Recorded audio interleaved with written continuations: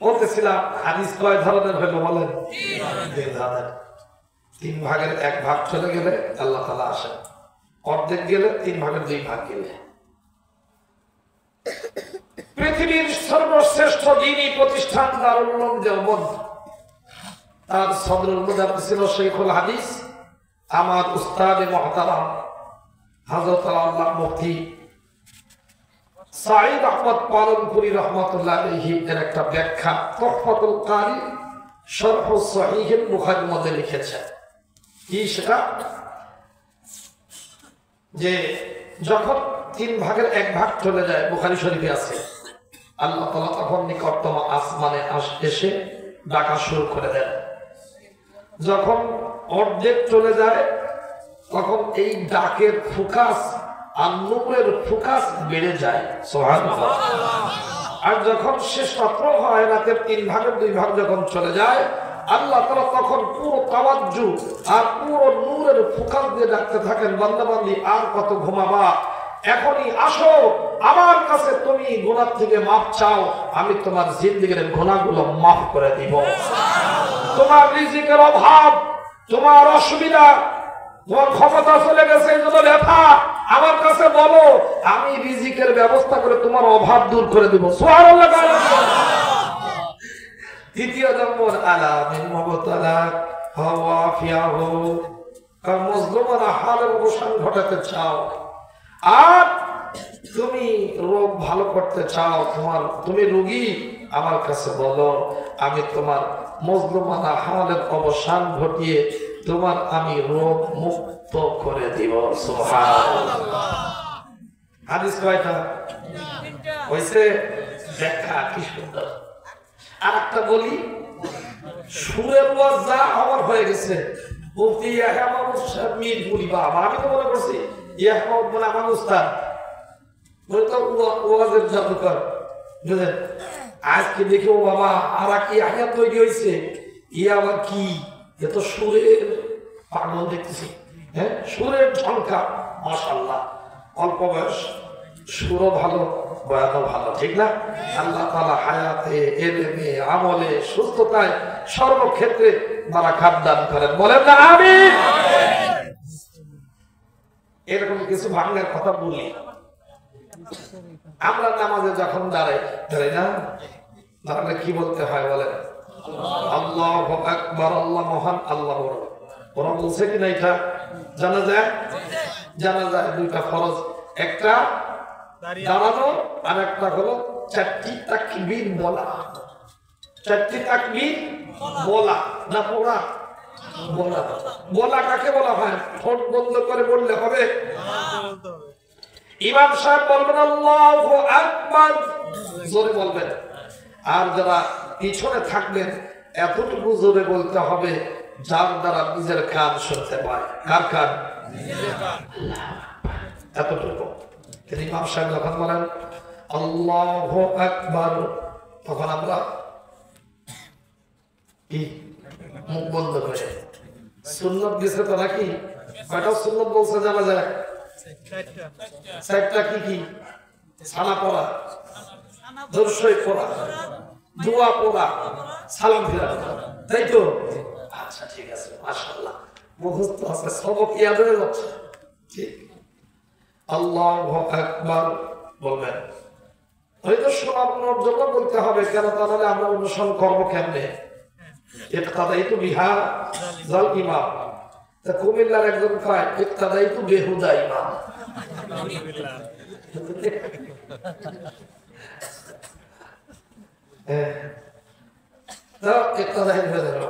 ইমামের অনুসরণে আল্লাহু আকবার, তাহলে এতটুকু জোরে তাকবীর বলতে হবে যার দ্বারা নিজের কান। এখন হাত উঠাবেন, কোন পর্যন্ত উঠাবেন? আছে তো? মুসলিম শরীফে আছে ইলা ফুরুই উযুনাইহি, ফুরু ফরা বলে বহু বছর, কানের এই উপর পর্যন্ত, এটা তো ফরা বলে। হাত যখন উঠাবে কোন পর্যন্ত বলেন? কোন কিতাবের নাম বললাম? মুসলিম শরীফ। সহিহ কিতাবটা বুখারী যেমন সহিহ, এটাও সহিহ। 100 ভাগের 100 ভাগ সহিহ, পুরো নাই। আবু দাউদ শরীফে আছে ইলা শাহমাতি উযুনাইহি, এই বুড়া আঙ্গুল আছে না, ইবা হামাইহি ইলা শাহমাতি উযুনাইহি, বুড়া আঙ্গুল কানের লতি বরাবর। কয়টা হাদিস? বুখারী শরীফে আছে। তিনটা সব সহিহ হাদিস কিন্তু, যে কাঁধ পর্যন্ত। কোন পর্যন্ত বলেন না? মানকিব, মানকিব মানে কাঁধ, তিনটা। আর এক হাদিসে আছে বায়াতি শরীফে, সেটা আছে এরা সদর, সিনা বরাবর। যদিও রিওয়ায়াত তো শ্বাস, যাই হোক ওইদিকে যাই। তাহলে হাত কোন পর্যন্ত উঠাবে? কয় হাদিস বলেন না? একটা হলো ফুরুজ নাই, কানের উপর পর্যন্ত। আর একটা হলো লতি শাহমাতা উযুনাইহি, বুখারী শরীফে আছে কাঁধ পর্যন্ত। আর এক হাদিস আছে সিনা পর্যন্ত। তো আমাদের কিছু দোস্ত আছে, আমি কটাক্ষ করে কাউকেই কথা বলি না, সবাই আমরা, কেউ তোমরা না, ঠিক না? তো বাঁধবে, সমস্যা নেই, বাঁধবে। যখন সিনা বরাবর বাঁধবে, তাহলে কাঁধ পর্যন্ত বুখারীর হাদিস, আর কানের লতি পর্যন্ত আবু দাউদ শরীফের হাদিস, উপর পর্যন্ত মুসলিম শরীফের হাদিস। তিনটাই শেষ, ওই তিনটার আমল হচ্ছে না, হচ্ছে যদি সিনা পর্যন্ত তোলে। কাঁধ পর্যন্ত যদি তোলে, দুইটা আমল হইল আর দুইটা বাদ, বুঝেন? কিন্তু আমাদের আম ভাবে অধিকাংশ আব্বু জানেরা এরা এরকম করে বাঁধে। ঠিক আছে, বাঁধেন, সমস্যা নেই। চারটার মধ্যে কয়টার উপরে আমল হলো বলেন? একটা। তাহলে চারটার মধ্যে তিনটা ছেড়ে দিয়ে একটার উপরে আমল করলে এ হাদিস বিশারদার আহলে হাদিস হয়। আর যদি কেউ এরকম চলে, তাহলে চারটার উপরে একসাথে আমল হয়, সে আহলে হাদিস হবে না? তাহলে হয় না। ফতোয়া কাজী খানের মধ্যে আছে যে কানের এই আঙ্গুল, বুড়া আঙ্গুলটা কানের লতি বরাবর হলো কিনা কেমনে বুঝবেন? একটু লাগাই দেন, লাগাই দিলে বোঝা যাবে কানের লতি বরাবর হয়েছে, বুঝলেন?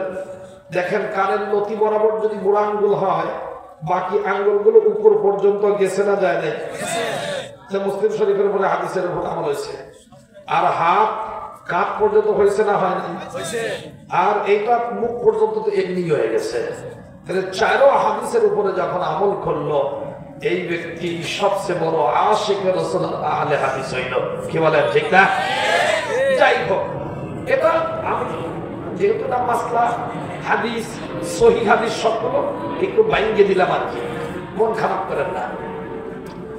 তো এখন আল্লাহু আকবার বলছে, আল্লাহু আকবার বলে এরপরে বলছে কি পড়ছে? এরপরে সানা পড়ছে। সানা পড়া কি মানা? বলা যায় না। কি পড়তে হবে বলেন না? সুবহানাল্লাহ বিহামদিহি ওয়া তাবারাকা ইসমুকা ওয়া তাআলা জাদ্দুকা ওয়া জাল্লা সানাউকা ওয়া লা ইলাহা গায়রুক। পড়া লাগবে তো নাকি? এরপর আল্লাহু আকবার, হাত তোলার দরকার নেই, বাস ওইভাবে। তাহলে ইমাম সাহেব জোরে বলবেন আল্লাহু আকবার, আপনারা কি বলবেন? চুপ থাকবেন না? আপনারা তো চুপ থাকেন, বলবেন। এরপরে দ্বিতীয় তাকবীরের পর কি বলতে হয়? দর্শক দর্শক না, আল্লাহুম্মা সাল্লি আলা মুহাম্মাদ ওয়া আলা আলি মুহাম্মাদ কামা সাল্লাইতা আলা ইব্রাহিম ওয়া আলা আলি ইব্রাহিম ইন্নাকা হামিদুম মাজিদ। আল্লাহুম্মা বারিক আলা মুহাম্মাদ ওয়া আলা আলি মুহাম্মাদ কামা বারাকতা আলা ইব্রাহিম ওয়া আলা আলি ইব্রাহিম ইন্নাকা হামিদুম মাজিদ। ইমাম সাহেব কি বলবেন? আল্লাহু আকবার উচ্চারণ করে বলবেন। আপনারা মুখ বন্ধ করে রাখবেন না, উচ্চারণ করে অক্ষরগুলো স্পষ্ট উচ্চারণ করে আল্লাহু আকবার বলতে হবে না। এরপরে 3 নম্বর সুন্নাত কি? আল্লাহুম্মা গফির লি হাইয়িনা ওয়া মাইয়িতিনা ওয়া শাহিদিনা ওয়া গায়িবিনা ওয়া সাগীরিনা ওয়া কাবীরিনা ওয়া যাকারিনা ওয়া উনসানা। কয় শ্রেণীর জন্য দোয়া হয়েছে বলেন? কত? আমার আঙ্গুল কি দেখতেছেন আপনারা? যে ঘুমাইতেছেন যে দেখেন ঘুমাচ্ছে। কয় আঙ্গুল বলেন? কয় শ্রেণীর মানুষের জন্য দোয়া হয়েছে? বাবা কি সুন্দর। এক নম্বর, আল্লাহুম্মা গফির লিহাইয়িনা, হে আমার মালিক, হে আমার রব, আমাদের জীবিতদেরকে মাফ করে দাও। সুবহানাল্লাহ। লাশ সামনে, লাশের জন্য মাইয়িতের জন্য দোয়া না করে কি স্বার্থপর রে? কি আগে কয় কি? আল্লাহুম্মা গফির লিহাইয়িনা, হে আল্লাহ আমাদের জীবিতদেরকে মাফ করে দাও। এরপরে কয় মাইয়িতিনা, আমাদের মৃত ব্যক্তিকে ক্ষমা করে দাও। কি? আল্লাহুম্মা গফির লিহাইয়িনা ওয়া মাইয়িতিনা ওয়া শাহিদিনা ওয়া গায়িবিনা, হে আল্লাহ আমাদের উপস্থিতদেরকে মাফ করে দাও, যারা অনুপস্থিত রয়েছে এদেরকেও তুমি মাফ করে দাও। হে আল্লাহ তাদেরকে বঞ্চিত করে দিও না। কি? ওয়া শাহিদিনা ওয়া গায়িবিনা ওয়া সাগীরিনা ওয়া কাবীরিনা, হে আল্লাহ আমাদের ছোটদেরকেও মাফ করে দাও, বড়দেরকেও তুমি ক্ষমা করে দাও। ওয়াযাকারিনা ওয়া উনসানা, হে আল্লাহ আমাদের পুরুষদেরকে মাফ করে দাও, আমাদের নারীদেরকেও ক্ষমা করে দাও। কয় শ্রেণী হয়েছে বলেন? কিরে ভাই, লাশ সামনে, মৃত ব্যক্তির সামনে, আর কি স্বার্থপরের দোয়া। আল্লাহ আমাদের জীবিতদেরকে মাফ করে দাও।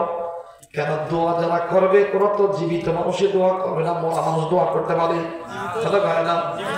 এ দোস্ত, জীবিত মানুষ যখন দোয়া করে ওই দোয়া আল্লাহর আসমানের সাথে সাথে কবুল হয়ে যায়।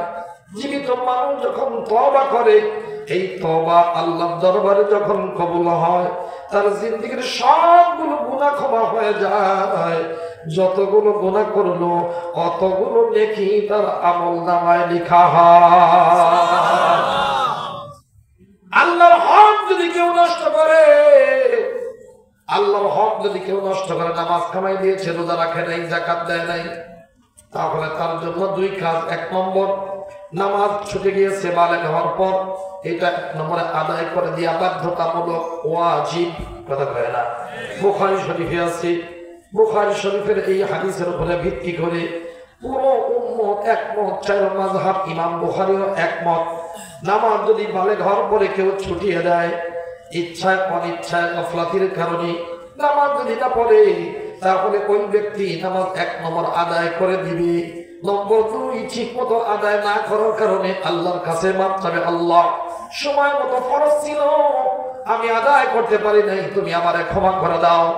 আল্লাহ হক নষ্ট করে কোন ব্যক্তি যখন ক্ষমা চায়, আল্লাহ তাআলা তখন বলিয়া আবদি কাইফা আরাফতা আন্না লাকা রাব্বাকা ইয়াগফিরুন, এ বান্দা বান্দী তুমি কেমনে জানলা তোমার একজন রব আছে, যে রব তোমার গুনাহ মাফ করতে পারে। যেহেতু তুমি জেনে ফেলেছো, যাও আমি তোমার জিন্দেগীর গুনাহগুলো মাফ করে দিলাম। যতগুলো গুনাহ ছিল অতগুলো নেকি তোমার আমলনামায় বদল হিসাবে সুসজ্জিত করে লিখে দিলাম। বান্দার হক যদি কেউ নষ্ট করে, বান্দার হক যদি নষ্ট করে, টাকা মাই দিয়েছে, কথা বলে না, হ্যাঁ, করাপশন করছে, এক ব্রিজের টাকা দিয়ে 8 ব্রিজের টাকা দিয়ে এক ব্রিজ করছে, আর 7 টাকা ফেরেশতারা খায় ফেলছে। 19 কোটি থেকে 24 কোটি এক মসজিদ তৈরিতে লাগে।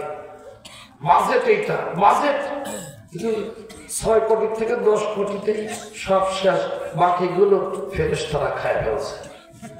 মসজিদের টাকা খায়, আল্লাহ মাফ করো, এ কোন দুনিয়ায় আসছে? তারপরে তো এমন না যে এটা করলে একবারে জাহান্নামে যাবেই, এটা নিশ্চিত করে কি বলা যায়? কেন? বান্দার হক যদি কেউ নষ্ট করে, নিজের বোনকে সম্পত্তি দেয় নাই, ফুফুকে দেয় নাই, ভাইটা মেরে খেয়েছে, 2 নম্বরে করছে, ঝুট ব্যবসা করতে গিয়ে ভিতরে কাপড় ঢুকায় নিয়ে চলে আসছে, আপনাকে এলাকায় 1 2 3 বার বিক্রি করে খায়, সরকারি রাস্তার ইট নিয়ে নিজের ঘরে লাগায়, এমন দুই একজন আছে না নাই? একজন ব্যক্তির সম্পদ যদি চুরি করে, ডাকাতি করে, একজনের কাছে মাপ চাইলে হয়ে যায়।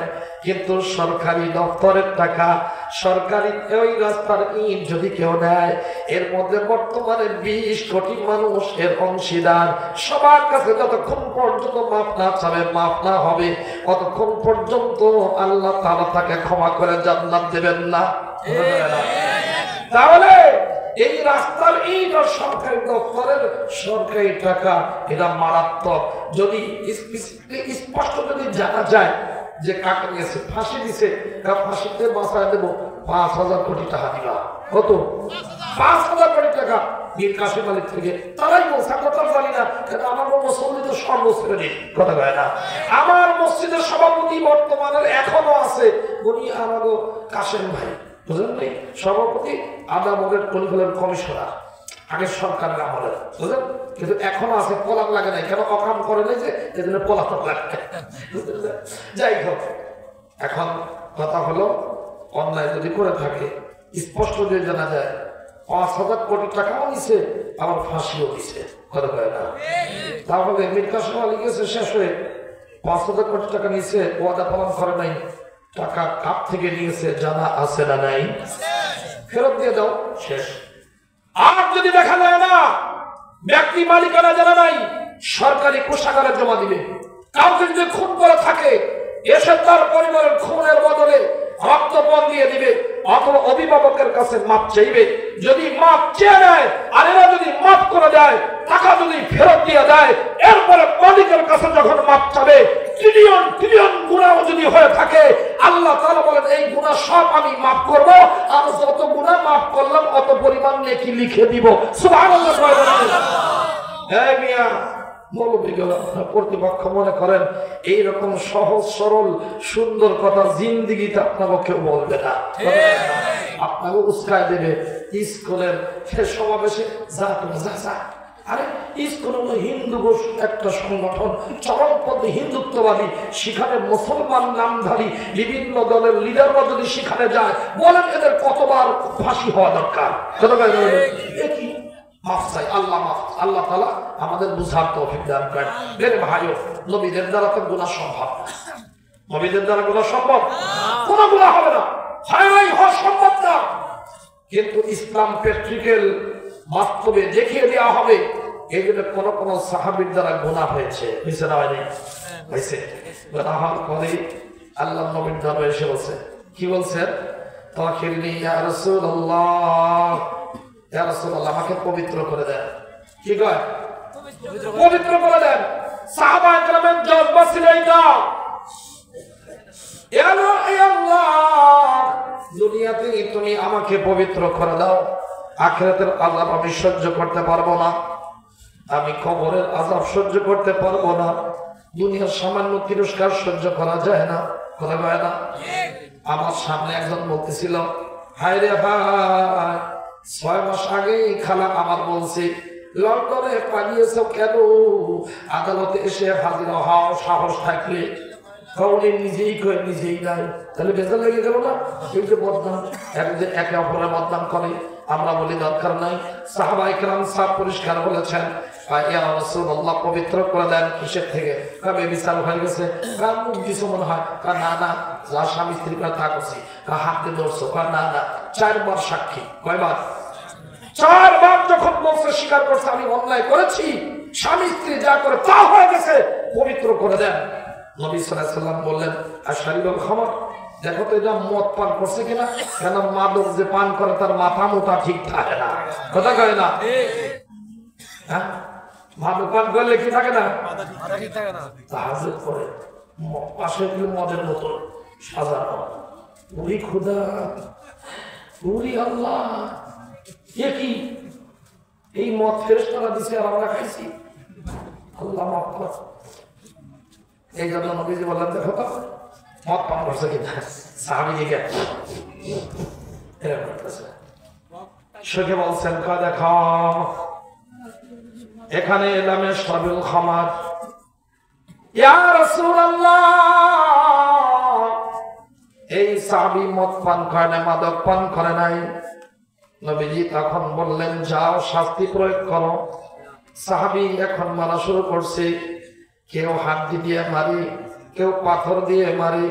খালিদ বিন ওয়ালিদ সে একটি পাথর মেরেছেন, ওই পাথর গায়ে লেগে রক্ত যখন ছুটে গায়ে এসে লেগেছে, এখন বলে কুকুরের মতো এসে ধরাটা খাইলা শাস্তিটা পাচ্ছ। গালির মতো পিছন থেকে হঠাৎ রেশমির মতো সুন্দর নরম মেশকো আম্বর থেকেও বেশি ঘ্রাণওয়ালা হাত একটা কাঁধের মধ্যে পড়েছে। বলে ইরফাকে খালেদ, ও খালেদ তুমি একটু নরম ব্যবহার করো, খবরদার পাপী বলে কাউকে তিরস্কার করো না, গালি দিও না। কেন আমার সাহাবী এমন তওবা করেছে, এই তওবা যদি মদিনা মসজিদের মধ্যে বন্টন করে দেওয়া হয় সবার জন্য যথেষ্ট হয়, এদের জিন্দেগির সবগুলো গুনাহ মাফ হয়ে জান্নাতি হয়ে যাবে। আমার শয়তান মারা যায় না, শয়তান এখনো কিন্তু অ্যাক্সিডেন্ট করে কোনো হাসপাতালে ভর্তি নাই, শয়তান এখনো বেঁচে আছে, মানুষকে গুনাহ করাবে, অন্যায় করাবে। কিছু গুনাহ আছে আল্লাহর সাথে সম্পৃক্ত, আল্লাহর হক নষ্ট করার কারণে গুনাহ হয়। কিছু আছে বান্দার হক নষ্ট করার কারণে গুনাহ হয়।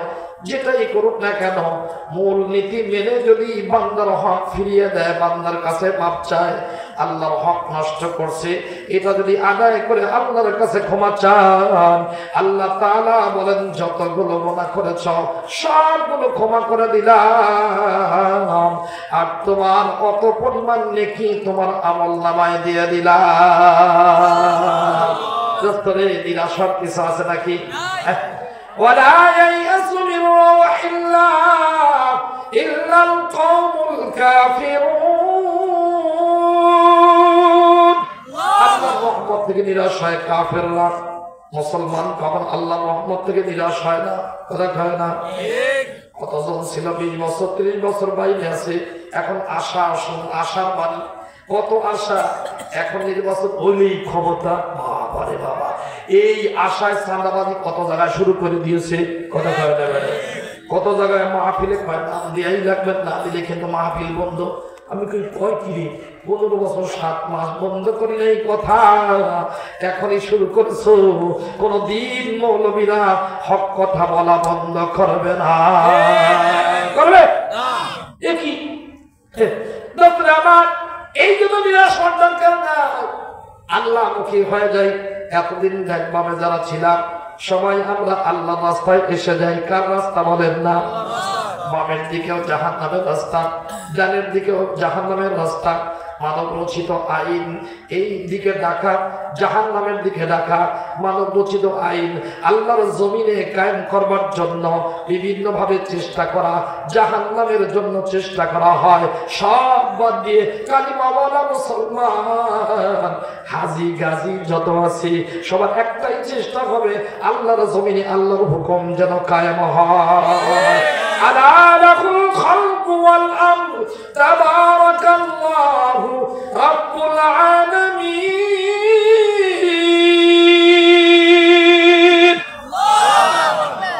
সৃষ্টি যার, হুকুম চলবে। কথা কয় না? এটা কি মুফতি সাহেবের কথা? বাইত মুকাররমের খতিব সাহেবের কথা? আপনারও পকেটের হুজুরের কথা? তবলিগ ওয়ালার কথা? কথা কয় না? আলা লাহুল খালকু ওয়াল আমর সূরা আরাফ ৮ নম্বর পারা ১৬ নম্বর পৃষ্ঠায় আল্লাহ তাআলা বলেছেন, দেখো আলা লাহুল খালকু ওয়াল আমর, সৃষ্টি যার, হুকুম আর বিধান চলবে তার। কেন কেন কেন? একজনের বউ যদি অন্যের মশলায় চলতে চায় সংসার টিকে না। কি বলেন ঠিক কিনা? একজনের প্রতিষ্ঠান আর একজনের কান করা যদি চালাতে চায় ওই প্রতিষ্ঠান দেউলিয়া হয়ে যায়। দেশ একজনের আর একজনের পরামর্শ যদি চালাতে যায় এইভাবেই দৌড়ানি খাইতে হয়। কথা কয় না? সিরিয়ার প্রেসিডেন্ট দৌড়ানি খেয়েছে। কথা কয় না বেড়ে? হ্যাঁ, আশরাফ গনি দৌড়ানি খেয়েছে।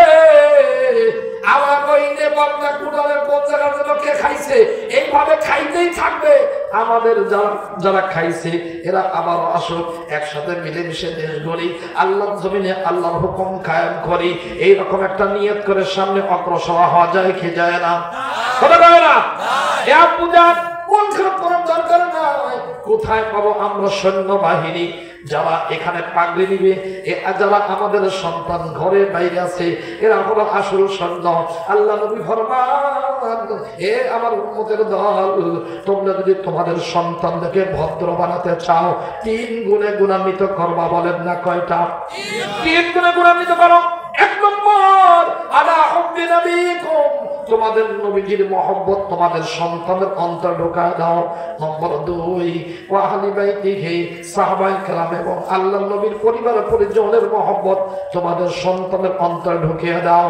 নম্বর 3, ওয়া তিলাওয়াতুল কুরআন, কোরআনে কারিমের তেলাওয়াত তোমাদের সন্তানদেরকে শিখিয়ে দাও। কয়টা হলো বলেন না ভাই? 1 নম্বর আল্লাহর নবীর মহব্বত, নম্বর 2 আল্লাহর নবীর পরিবার পরিজন এবং সাহাবায়ে কেরামের মহব্বত, নম্বর 3 কোরআনে কারিমের তেলাওয়াত। এই 3টি কাজ যদি কোনো মুসলমান করে, ওই ঘরে সত্যিকার ভদ্র সন্তান তৈরি হবে। কোনদিন মুরব্বীদের সাথেও বেয়াদবি করবে না, আলেমদেরও ঠেঙ্গাবে না। কথা কয় না? আমাদের সন্তানরা ভদ্র হোক, এটা আমরা চাই কি চাই না? ঠিক আমরা চাই। যদি চাই, কোথায় যাবে ভালো পারেন কোথায়? এইটা পেতে হলে কোরআনের কাছে আসতে হবে, দ্বীন ও শরীয়তের কাছে আসতে হবে, আল্লাহর বিধানের কাছে আসতে হবে, কোরআনের কাছে আসতে হবে। দ্বিতীয় কোন রাস্তা উম্মতের সামনে খোলা নাই। কে বলেন ঠিক না ভাই? মুজাহিদ আযম আল্লামা শামসুল হক ফরিদপুর রাহমাতুল্লাহ আলাইহির সরাসরি নির্দেশনায় মুহাম্মদুল্লাহ হাফিজ হুজুর রাহমাতুল্লাহ আলাইহির তত্ত্বাবধানে কারি মাওলানা বিলায়েত হোসেন রাহমাতুল্লাহ আলাইহি নুরানি এরা শুরু করেছিলেন। এই নুরানি এই পদ্ধতি গ্রহণ করে ইকরা মাদ্রাসা, কিরাতুল কোরআন মাদ্রাসা, নাবিয়াতুল কোরআন মাদ্রাসা এবং নুরানি মাদ্রাসা বাংলাদেশে বর্তমানে 60,000-এরও বেশি নুরানি মক্তব চলমান রয়েছে। 10,000-এরও বেশি প্রাইমারি এবং বিভিন্ন স্কুল বন্ধ হয়েছে। কেন হয়েছে? লেখাপড়া তো কিছুই নাই। স্কুলের শিক্ষক যারা নিজেদের সন্তানদেরকে এরা সবাই নুরানি মক্তবে ভর্তি করে দেয়। কেন? নুরানি মক্তবে ইংরেজি যেমন সুন্দর লেখে আর বলে, বাংলাও সুন্দর লেখে আর বলে, আরবিও শেখে লেখে আর বলে, কোরআন কারীম সুন্দরভাবে শিখে। 7 বছর বাচ্চা জানাজা পড়াতে জানে, জুমার নামাজ পড়াতে জানে, 2 রাকাত নামাজের 60টি মাসআলা আদব কায়দা শিখা সহ অনেক অতিরিক্ত মৌলিক বিষয় পেয়ে যায়। এইগুলো বাদ দিয়ে কোন মুসলমানের সন্তান অন্য কোন জায়গায় যেতে পারে না। কি বলেন ভাই? এই জন্য দোস্তরা আমার, আমাদের বাংলাদেশের সীমানা পেরিয়ে বিশ্বের বিভিন্ন প্রান্তে এটা জনপ্রিয়তা অবলম্বন পেয়েছে এই নুরানি মক্তব সিস্টেম। যতক্ষণ পর্যন্ত স্কুল, কলেজ, ইউনিভার্সিটিতে মুসলমানদের উপযোগী করে সিলেবাস তৈরি না হবে এবং এই সিলেবাস বাধ্যতামূলক না হবে, ততক্ষণ পর্যন্ত কোন মুসলমানের সন্তান কোরআন পড়ানো বাদ দিয়ে, আল্লাহর বিধান পড়ানো বাদ দিয়ে, নবীর সুন্নাত পড়ানো বাদ দিয়ে, বিসমিল্লাহর সবক পড়ানো বাদ দিয়ে অন্য কোন প্রতিষ্ঠানে দিতে পারে না। পারে? এই জন্য আপনারা ভালো কাজ করেছেন। লম্বা সময় বলার আমার ইচ্ছাও ছিল, কিন্তু অনেক হয়ে গেছে। আপনারা ভালো ভালো কথাবার্তা শুনেছেন। ছোট ছোট বাচ্চাদের এই ট্রেনিং এবং প্রদর্শনী দেখে অনেক কিছু শিখতে পেরেছেন। কি বলেন ঠিক না? আমাদের এক ভাই আলহাজ আব্দুর রাজ্জাক সাহেব, আমার নামেরই নাম, তিনি মসজিদ দিয়ে গেছেন 6% উপরে। তার 8 সন্তান, এরা কয়েকটা বাদ দিয়ে গেছে মসজিদ। মসজিদে মুসল্লি লাগবে, ইমাম লাগবে, মুয়াজ্জিন লাগবে, তারাবির ইমাম লাগবে, পাবে কোথায়? 7-8 ছেলে, এরা সবাই 8% দিয়ে মাদ্রাসা কায়েমের ব্যবস্থা করছেন। যেমন বাপ তেমন সন্তান। কি বলেন ঠিক না? আল্লাহ তাআলা তাদের এই অবদানকে কবুল করেন।